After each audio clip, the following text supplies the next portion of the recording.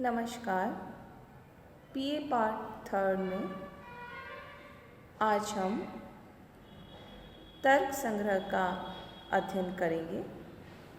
न्याय दर्शन और वैशेषिक दर्शन, इन दोनों की परंपरा लगभग 15वीं सदी से स्वतंत्र रूप से चली आ रही है। दोनों दर्शनों के विषयों को इकट्ठा करके न्याय वैशेषिक नाम से अनेक ग्रंथ लिखे गए। इनमें सबसे प्रसिद्ध ग्रंथ है अन्नम भट्ट का तर्क संग्रह।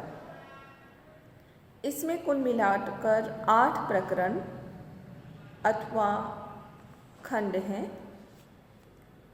तर्क धातु से अच प्रत्यय लगाने पर पुल्लिंग में तर्क शब्द बनता है। इसके अर्थ होते हैं कल्पना, अनुमान, युक्ति, वाद विवाद, संदेह, आकांक्षा, कारण आदि। जिस ग्रंथ में तर्कों का संग्रह हो उसे तर्क संग्रह कहेंगे। गौतम और कणाद इनके प्रमुख आचार्य माने जाते हैं।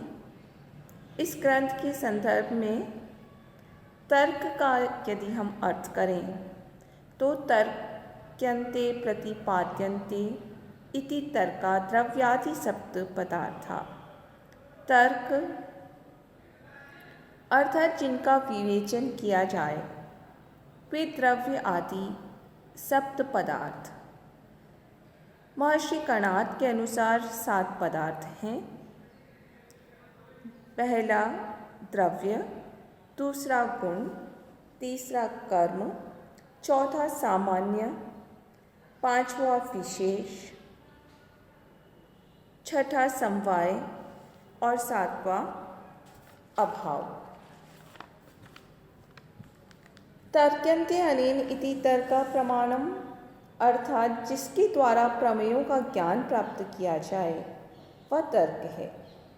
प्रमाणों से प्रमेयों की सिद्धि होने के कारण प्रमाण को भी तर्क माना जा सकता है। इस व्युत्पत्ति के अनुसार न्याय अभिमत प्रमाणों का प्रतिपादन होने के कारण तर्क संग्रह में वैशेषिक और न्याय दोनों दर्शनों का समावेश है। तर्क संग्रह के मूल प्रतिपाद्य 7 विषय हैं। प्रत्येक पदार्थ का स्वरूप, उनके भेद और भेदों के भी उपभेद आदि के क्रम से पदार्थों का विस्तार से संयुक्तिक विवेचन और वर्णन इस ग्रंथ में किया गया है। अब हम शुरू करते हैं तर्क संग्रह का पदार्थ प्रकरण। सबसे पहले मंगलाचरण और ग्रंथ प्रयोजन। निधाय हृदि विश्वेशं विधाय गुरुवंदनम, बालानां सुखबोधाय क्रियते तर्क संग्रह। किसी भी रचना की निर्विघ्न समाप्ति के लिए मंगलाचरण किया जाता है, जिसमें इष्ट देव की स्तुति होती है। साथ ही रचनाकार अपने ग्रंथ का प्रयोजन भी संक्षेप में यहाँ प्रस्तुत कर देता है। अन्नम भट्ट ने इस ग्रंथ पर दीपिका नामक टीका भी लिखी है। वस्तुतः अन्नम भट्ट न्याय वैशेषिक के उस युग में हुए थे जब दोनों न्याय और वैशेषिक दर्शनों के प्रतिपादन की शैली बहुत क्लिष्ट थी। कोई जिज्ञासु पाठक अवच्छेदक के जाल में उलझी हुई भाषा के चक्कर में फंसकर अपने विषय बोध से भटकता रहता था। अन्नम भट्ट ने अपने ग्रंथ में ऐसी जटिल पदावली और शैली का बिल्कुल भी उपयोग नहीं किया। उनका लक्ष्य तो बालानां सुखबोधाय था। वो छोटे छोटे पदों वाले वाक्यों का प्रयोग कर अधिक से अधिक स्पष्ट अर्थ सन्निवेश को उन्होंने प्राथमिकता दी है। निधाय हृदि विश्वेशम। विश्वेशम, विश्वेश से तात्पर्य है यहाँ संपूर्ण संसार के स्वामी भगवान शिव। भगवान शिव को हृदय निधाय, हृदय में धारण करके अर्थात स्मरण करते हुए, गुरु वंदनम विधाय, अपने ज्ञानदाता गुरु का अभिवादन करते हुए, बालानाम सुख बोधाय, मैं बालकों को सुखपूर्वक बोध कराने के लिए तर्क संग्रह क्रियते, तर्क संग्रह नामक ग्रंथ की रचना करता हूँ। विश्वेश का तात्पर्य वैसे तो भगवान विष्णु और शंकर दोनों से लिया जाता है, लेकिन दीपक टीका में अन्नम भट्ट ने विश्वेश्वरम सांब मूर्तिम प्रणिपत्य अर्थ किया है विश्वेश्वर शिव की मूर्ति को प्रणाम करके, और सांब शिव का नामांतर है। फिर इस ग्रंथ के अधिकारी हैं बाल। बाल से तात्पर्य है वह जो न तो सर्वथा शिशु हो और न सर्वथा प्रौढ़। दर्शन शास्त्र में सत और असत की सम्यक विवेचना होती है और उसके अध्ययन से आत्यंतिक सुख अर्थात मोक्ष की प्राप्ति का उपाय बताया जाता है। न्याय शास्त्र में पदार्थों का तात्विक विवेचन किया गया है। उनके अध्ययन से सांसारिक पदार्थों की अनित्यता का बोध होता है और यथार्थ सत्य परमात्मा तत्व की प्राप्ति में आस्था उत्पन्न होती है। तर्क्यन्ते प्रतिपादन्ते इति तर्का द्रव्यादि सप्त पदार्था तेषां तर्काणां संग्रह इति तर्क संग्रह। इस व्युत्पत्ति के अनुसार वैशेषिक दर्शन में माने गए द्रव्य, गुण, कर्म, सामान्य, विशेष, समवाय और अभाव नामक 7 पदार्थ ही तर्क हैं। इन 7 पदार्थों का ग्रंथ में संग्रह करके उनकी विवेचना की गई है। उनका संग्रह अर्थात उनका उद्देश्य, लक्षण और परीक्षा जिसमें की गई है वह ग्रंथ तर्क संग्रह है। नाम मात्र से पदार्थ का कथन करना उद्देश्य होता है, द्रव्य, गुण, कर्म आदि। असाधारण धर्म को लक्षण कहते हैं, जो किसी में न रहे, जैसे गंधत्व प्रकृति का लक्षण है, क्योंकि गंध पृथ्वी के अतिरिक्त जल, तेज आदि में नहीं रहती। और किसी पदार्थ का जो लक्षण किया जाता है वो उसमें घटित होता है या नहीं, किसी अन्य में तो नहीं हो रहा, इस बात का विचार करना परीक्षा कही जाती है।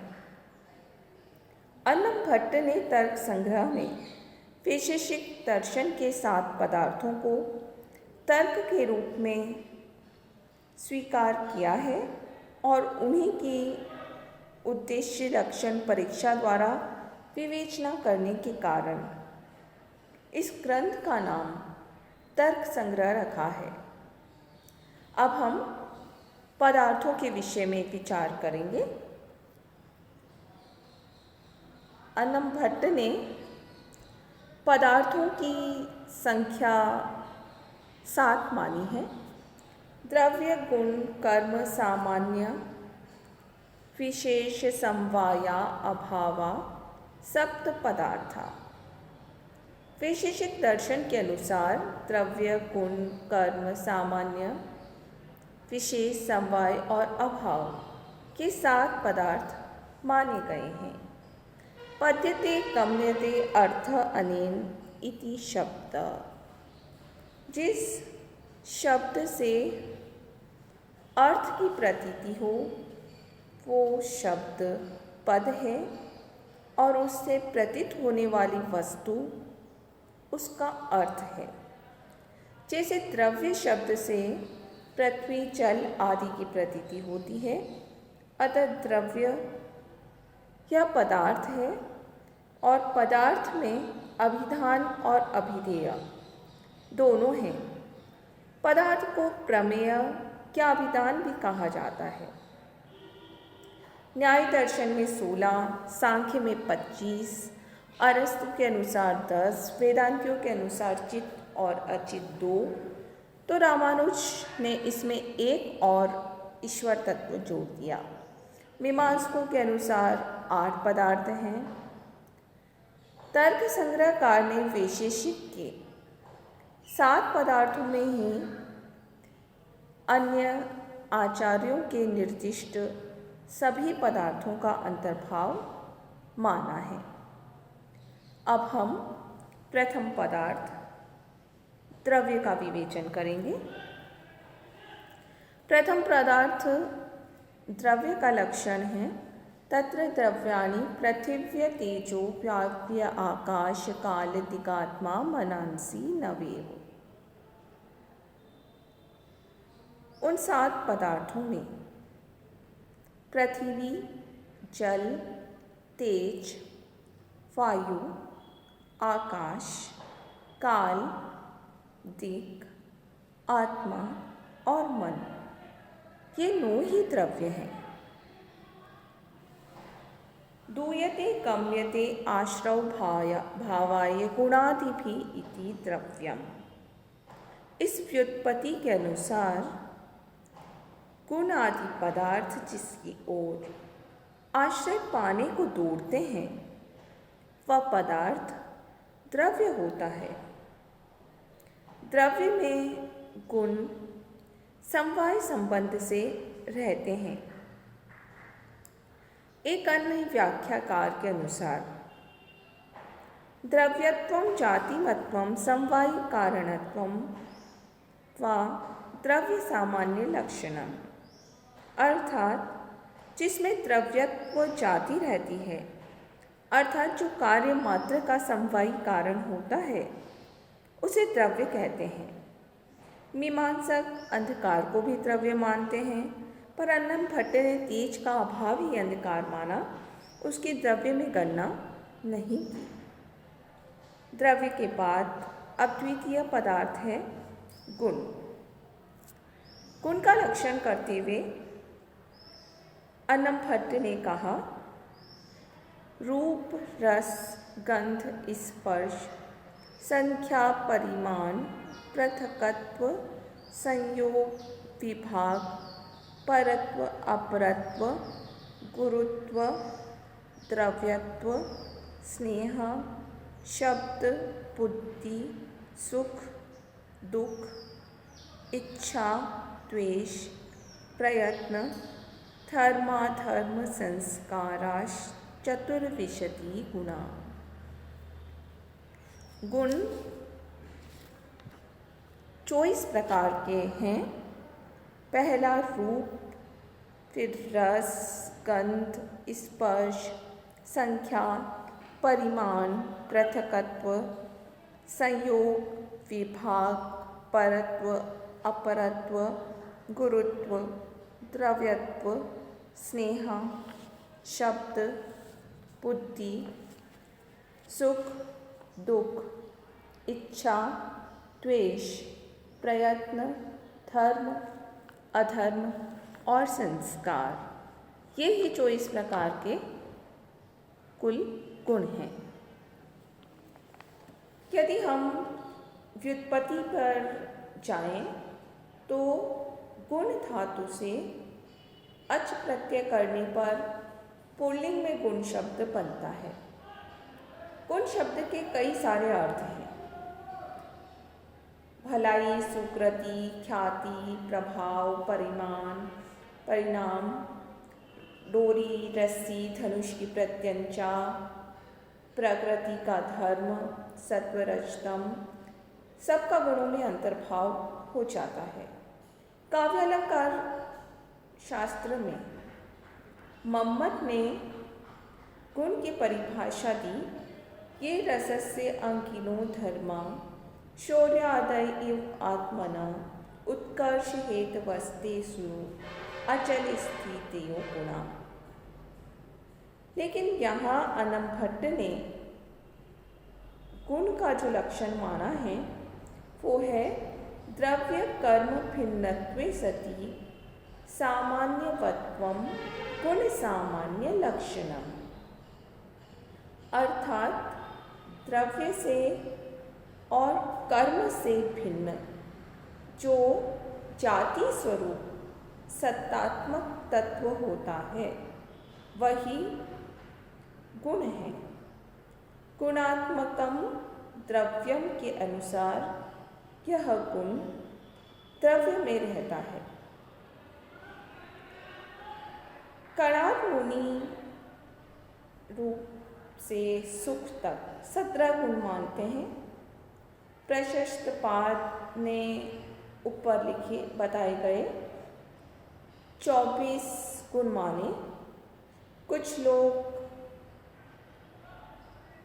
पृथकत्व, परत्व, अपरत्व को गुण नहीं मानते और गुणों की संख्या 21 ही मानते हैं। तो कुछ अन्य लोग लघुत्व, मृदुत्व, कठिनत्व, आलस्य को भी गुणों में गिनते हैं।